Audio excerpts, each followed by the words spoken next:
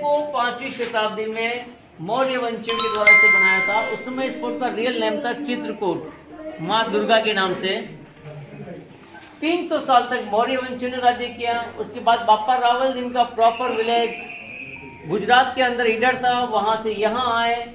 अपने युवा जोश और पराक्रम की वजह से यहाँ के सेना अध्यक्ष बने और हिंदुस्तान में सर्वप्रथम हमला किया था अफगानिस्तान के सुल्तान मोहम्मद बिन कासिम ने। सिंध प्रांत के राजा थे दाहिर।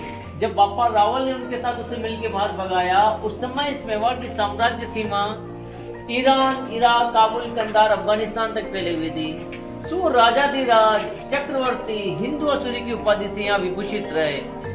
9वीं से लेकर 16वीं शताब्दी तक यही फोर्ट मेवाड़ की राजधानी रही, जिसके ऊपर गोहिल कुछ सिसोदियों ने राज्य किया, जो सूर्यवंशी कहलाए।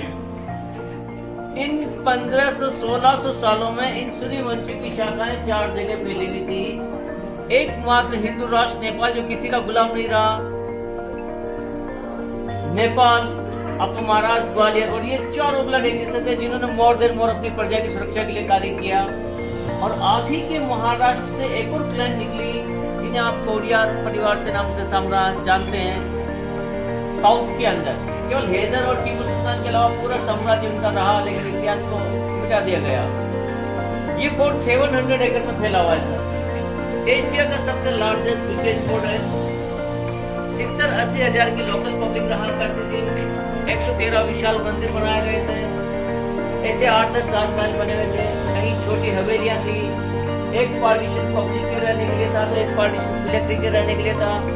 बारिश के दिनों में 84 वाटर टैंक आप देख सकते हैं, छोटे बड़े सभी मिलाकर।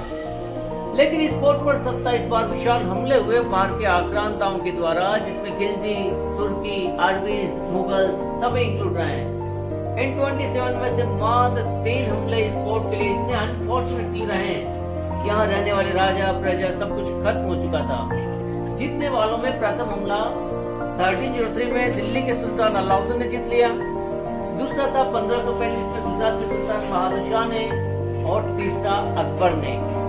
इतिहासकार ये कहते हैं कि इस मेवाड़ को छोड़कर आधे से ज्यादा राज्यों के हिंदुस्तान का बादशाह कहलाता था। इन 3 हमलों में यहाँ की अपार धन संपदा लूट लिया, महलों को, मंदिरों को ध्वस्त कर दिया गया और 3 जौहर हुए थे। प्रथम किया था रानी पद्मिनी ने, 16,000 स्त्रियां उनके छोटे छोटे बच्चों को साथ लेते हुए। सेकंड था महाराणा प्रताप की दादी कर्णावती का, लेकिन संख्या 13,000 रह गई थी। फिर तृतीय जोर में यह सेना कम रह गई थी। अगर आपने ये जयपुर, जोधपुर, बीकानेर देखा हो या नाम सुना हो, तो ये राजा अकबर के अधीन हो गए थे 1526 में। राजस्थान के अंदर जब राज दरबार लगा ना, जिस प्रकार श्री राम ने वो अश्वमेध यज्ञ किया था ना, उनके घोड़े को उनकी के बच्चे ने रोक दिया था। यहाँ केवल एक ही शख्स उनके दरबार में नहीं पहुंचा, और वह थे महाराणा प्रताप। उस समय यहाँ सेना कम थी, किसी ने किसी का सपोर्ट नहीं किया था। तो आप जैसी बहनों ने, माताओं ने भी फाइट किया था। जौहर तो उनका लास्ट अल्टीमेट था। 4 महीने 7 दिन तक युद्ध चला, लेकिन हर समय आज युद्ध किया और कल के लिए डिसीजन करते थे, निष्कर्ष निकालते थे। जब लेडीज को लगा अब हम हार रहे हैं, उस समय एक बहन ने दूसरी बहन को कटार मारते हुए अपनी अस्मिता को जिंदा रखने के लिए वो सुसाइड जोहर किया था। वो जोहर पूरे फोर्ट में था। बाकी 2 जोहर रेगिस्तान पे जहाँ मैं आपको दिखाऊंगा। ये फोर्ट का राजमहल है, जहाँ सभी राजा रानी उनके बच्चे रहते थे। आधे किलोमीटर से भी आगे तक फैला हुआ था। सभी राजा सूर्यवंशी थे। यहाँ एक सामने झरोखा है, वहाँ बैठकर सूर्य की पूजा करते थे। उसे कहते हैं सूरज गोपुरा या झरोखा। लेकिन जब ओरिजिनल सूरज नहीं निकलता, तो 52 kg का गोल्ड सनफेस वहाँ रखा जाता, जिसे अभी आप वर्तमान में उदयपुर सिटी पैलेस में देख सकते हैं। उदयपुर देखा आपने? सूर्य की पूजा के बाद अस्तबल है, जहाँ 7 घोड़े प्रमुख बांधे जाते हैं। इनकी वर्शिप होती थी। इस पूजा के दरमियान यहाँ म्यूजिकल इंस्ट्रूमेंट प्ले किया जाता, जिसकी कीमत थी 9 लाख रुपए। वो यहाँ बजाया जाता था। सूर्य पूजा के बाद डायरेक्ट जजमेंट कर देते। मैं आपको यहाँ का ओपन कोर्ट दिखाता हूँ, आइए। चलिए सर, देख रहे हैं ये सेकंड गेट है त्रिपोलिया। फिर नीचे से सीढ़ियों से अंदर आया जाता। ये रास्ता जो आप चढ़ के आए ना, ये प्रॉपर हॉर्सेस के आने जाने के लिए रास्ता था। राइट में बड़ा डोम आप देख रहे हैं, ये एलिफेंट रूम है, जो राजाओं की मुख्य सवारी हुआ करती थी। लेफ्ट हैंड साइड दीवार पे आप 2 बालकनी देख सकते हैं। एक में राजा, एक में रानी बैठा करते थे। ये 2 टेरेस जो आप देख रहे हैं ना, जिसे दीवाने खास कहते हैं, स्पेशल मिनिस्टर्स कहते हैं, वो यहाँ बैठते थे। नीचे वाले पे लोकल मिनिस्टर्स और ग्राउंड में लोकल पब्लिक। कोई भी जनरल मीटिंग हो या जजमेंट हो तो ये यहाँ से ही डिसीजन लिया करते थे, यहाँ से निष्कर्ष किया करते थे। और ये कुछ रूइन पर आप देखते हैं, कहते हैं प्रिंस पैलेस, कुंवर पदा के महल। जब राजकुमार छोटे होते तो उनकी नर्सों जिन्हें वहाँ केयर किया करती थी।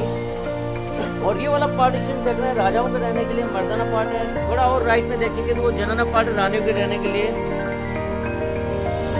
अब यहाँ से सर आप 1-2 मिनट फोटोग्राफी कीजिए, फिर मैं दाखिल पन्नादाई का बलिदान वाला रूप के मध्य का। यहाँ सेकंड लास्ट रूलर थे उदय सिंह के बड़े भाई विक्रमादित्य के, वो प्रॉपरली योग्य नहीं थे।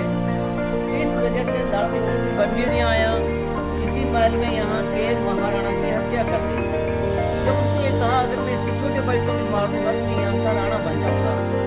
जब यह बात दाखिल पन्नादाई को पता चली तो उन्होंने ऐसा डिसीजन लिया, उदय सिंह को कुंभलगढ़ फोर्ट भेज दिया। और सेकंड डे उन्होंने अपने स्वयं के बच्चे चंदन को जितनी सुगंधी चीजें होती सभी का लैप करके उसे मिलाया, चंदन, गुलाल, अबीर, तुलसी। जब उसी नॉर्मल बच्चे को राजकुमार के कपड़े पहनाए तो वो दिन भर खुशी से मचल उठा। और जब शाम को सोने की जिद की तो ये वही रूम है जहाँ उदय सिंह के बिस्तर पे सुला दिया। और ये वही रास्ता है। बनवीर यहाँ पहुंचा अपनी खून से भरी हुई तलवार लिए गोदली वेला में और पूछा पन्नादाई से कहाँ है उदय सिंह। माँ ने अपने चेहरे को घूंघट में छिपाए अपने बच्चे की तरफ इशारा किया जहाँ उसकी आंखों के सामने उसके कलेजे के 2 टुकड़े कर दिए गए। वह एक ऐसा महान बलिदान था अपने स्वामी भक्ति के फर्ज को निभाने के लिए। पूरे विश्व में एक सिंगल एग्जाम्पल यहाँ देखा जा सकता है स्वामी भक्ति के लिए पन्नादाई का बलिदान या चंदन का बलिदान के नाम से जाना जाता है। देखो अभी आपके बड़े से बड़े बंगले होंगे, कोठियां होंगी, आप महंगे से महंगा इंटीरियर या आउटर कलर कराते भी होंगे, लेकिन ये ब्लू कलर देखिए, स्काई कलर देखिए, मैरून कलर की डिजाइन आप देख पाएंगे। ये 550 पुराना कलर है, जेनरिक कलर है। और जो युद्ध में नहीं झुका वो शहीद हो गए थे, लेडीज ने जो और कर लिए अपने बच्चों को साथ लेते हुए, फिर खाली पड़े महलों को इस प्रकार तोड़ दिया, लूट लिया। ये छतें, ये सीढ़ियाँ अभी भी इसी बात का गवाह है आपके समक्ष।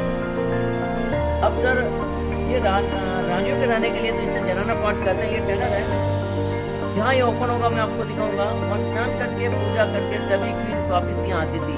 लेकिन आर्कियोलॉजी ने अपने अधीन लिया इस कोर्ट को, तो कोई घटनाएं घटित ना हो जाए तो इसे बंद किया हुआ है। सामने से यहाँ भी लगा रखा है ये जाली, क्योंकि कुछ समय पहले कोई माता जी सीधा गए और वो गिर गए तो उन्हें काफी चोट आई। दुश्मन को मिसगाइड करने के लिए सीढ़ी इसके लेफ्ट और राइट में दे रखी है, फ्रंट पे नहीं दे रखी सर। जबकि मोर देन वन फ्रंट पर सीढ़ियाँ रहती है, तो इसे सुरक्षित किया हुआ है। अब सर आपका पूरा चेंबूर ग्रुप का आपका ग्रुप फोटो होगा। फिर यहाँ से मैं आपको ले चलूंगा, वर्ल्ड फेम टावर दिखाऊंगा, जौहर स्थल दिखाऊंगा, 1000 साल पुराना मूर्ति दिखाऊंगा, जिससे आप महाराणा प्रताप के फादर एंड ग्रैंडफादर की लंबाई सपोज कर पाएंगे। क्योंकि इतिहास में महाराणा प्रताप की हाइट सबसे छोटी बताई गई थी 7.5। ठीक है सर। हाँ, और देखो सर आपके लिए क्या कहते हैं आएगा, मराठा इतिहास सुनता नहीं इतिहास बनाता है। मराठा वो है जो अपनी हर धर्मिता के लिए मर के भी नहीं हटा। उस समय वो छत्रपति शिवाजी महाराज के समय की बात चलती थी सर।